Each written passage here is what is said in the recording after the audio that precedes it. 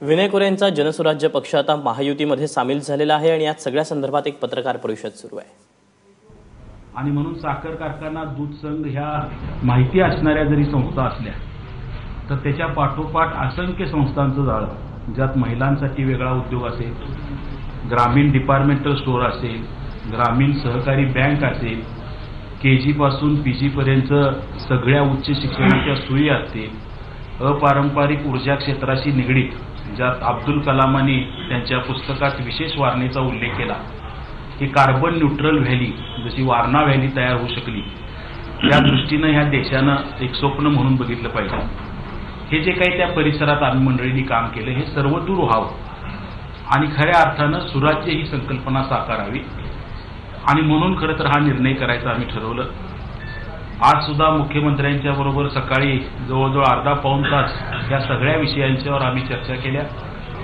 त्यात ग्रामीण विकासासाठी केंद्र सरकार ज्या नव्या योजना आणू पाहते, ज्यात प्रामुख्यानं शेतीमध्ये आधुनिकीकरण आणावं, शेतीतला जो माल वाया जातो तो साठवून ठेवण्यासाठी आणि त्याची पणन ज्याला आपण म्हणतो विक्री व्यवस्था करण्यासाठी काही नवी धोरणं आणावी, या दृष्टीनं काम करत असताना खरं तर आमचा विचार ह्या धोरणांमध्ये सहभागी तुम्ही करावा। ज्या गोष्टी चांगल्या वाटतील त्या स्वीकाराव्या, जे आत्ता काम चाललंय त्याचे काही अनिष्ट परिणाम होत आहेत त्याच्या बाबतीत आपण परत विचार करावा आणि या दृष्टिकोनातून आमचं जे स्वप्न आहे ते पूर्ण करत असताना आज सत्ता म्हणून तुमच्या सगळ्यांचा ह्या कार्यात सहभाग मिळावा अशा प्रकारची अपेक्षा खरं तर यात सहभागी होत असताना मी आज मुख्यमंत्र्यांच्याकडे व्यक्त केलेली आहे। त्यांनी ती मान्यही केलेली आहे। आज साखरेच्या दराच्या बाबतीत केंद्र सरकारचं जे धोरण आहे ते महाराष्ट्र हे प्रमुख ऊस उत्पादक राज्य असल्यामुळे ते महाराष्ट्राच्या कसं अहिताचं आहे आणि त्या दृष्टीनं त्यांनी काही प्रयत्न केले पाहिजेत। साखर जीवन आवश्यकच्या यादीतून वगळायसाठी काही प्रयत्न केले पाहिजेत आणि महाराष्ट्राच्या हितासाठी असे काही चांगल्या गोष्टीच्या एकत्रित आपल्याला करणं शक्य आहे, जे महाराष्ट्र घडवण्याचं स्वप्न म्हणून आपण बघतोय।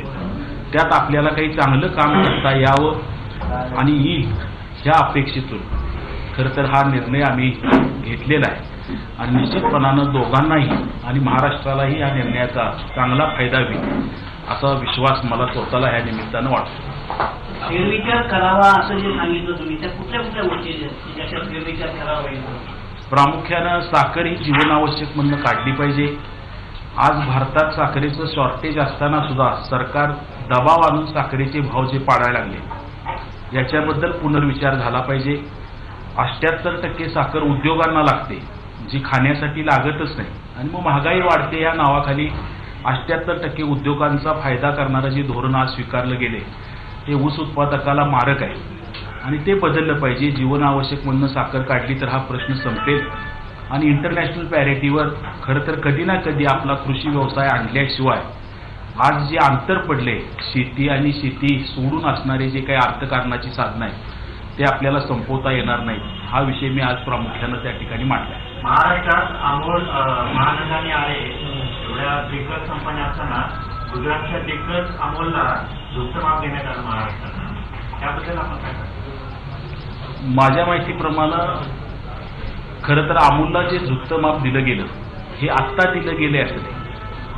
अमोल हा डॉक्टर कुरियनच्या वतीनं एक डेअरी डेव्हलपमेंट मधला देशातला प्रयोग केला गेला आणि ज्याला NDDB ही जी काही दूध संस्थांच्या विकासासाठी केंद्र सरकारनं संस्था काढली त्यातनं फार मोठ्या प्रमाणात फंडिंग दिलं गेलं आणि तो एक पायलट प्रोजेक्ट म्हणून करायचा होता आणि गुजरातमधल्या प्रत्येक जिल्ह्याला एक जिल्हा असेल आणि त्याचं मार्केटिंग करणारी संस्था म्हणून अमूल अस्तित्वात आहे आणि महाराष्ट्रात ही संकल्पना खरं तर महाराष्ट्रातल्या सगळ्या जिल्ह्यांना एक जिल्हा असेल आणि त्याचा एक महाराष्ट्राचा ब्रँड म्हणून महानंदा ही अस्तित्वात आणणं अशा प्रकारचं प्रत्येक राज्यासाठीचं धोरण खरं तर त्यावेळेला विचारात घेतलं होतं। पण दुर्दैवानं गुजरातच्या बाहेर काम करायला अमूलला परवानगी मिळाली। अमूल सरकारच्या पैशावर गुजरात राज्यात मोठा होऊन देशाचा ब्रँड टेस्ट ऑफ इंडिया अशी ते जाहिरात करतात, त्या दृष्टीनं त्यांनी ते काम केलं। पण हे काही आता घडले असं नाही, अनेक वर्ष ही गोष्ट सुरू आहे आणि त्याचे काही चांगले कॉम्पिटिटिव्हनेसच्या दृष्टीनं परिणाम झाले आणि काही अनिष्ट परिणाम महाराष्ट्रातल्या दुग्ध व्यवसायावर झाले हे आपल्याला मान्य करावं लागेल। तरी सुद्धा गोकुळ असेल, वारणा असेल, शिवामृत असेल, एक कर्नाटक येतं ना नंदिनी दूध असं एक आहे. माझा दूध त्यांना आधीच बघलेला आहे. तुमचे सहकारी संघ आधीच दिवाळा पडलेला आहे. नाही, माझे प्रामुख्यानं भूमिका नंदिनी हा सुद्धा कर्नाटक राज्याचा ब्रँड आहे आणि नंदिनीला फार मोठ्या प्रमाणात घ्यायचं आपल्याला गरज आहे असं मला वाटत नाही.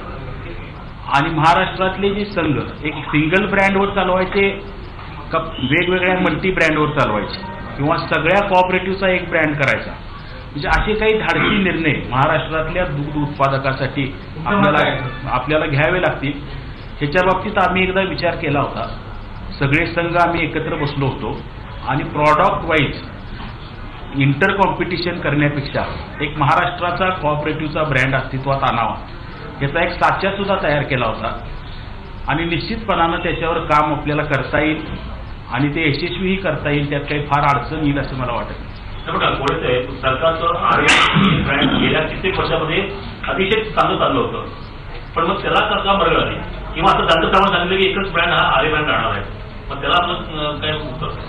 प्रामुख्यानं काय झालं, आर्य हा सरकारी व्यवसाय होता आणि सगळीकडेच एक धोरण म्हणून आपण स्वीकारलं की सरकारनं ज्या वेळेला गरज होती की ज्या विषयात नवीन लोक येत नव्हते, खाजगी लोक येत नव्हते, जसं एसटी सुरू झाली सुरुवातीला सगळीकडे, ज्या वेळेला खाजगी लोकांनी लक्झरी व्यवसाय सुरू केला त्यावेळेला एसटी जिथं आवश्यक आहे तिथं ग्रामीण भागात चालू राहील. सरकारनं सगळ्याच उपक्रमात राहायचं का आवश्यक उपक्रमात राहायचं हा एक धोरणात्मक विचाराचा भाग आहे.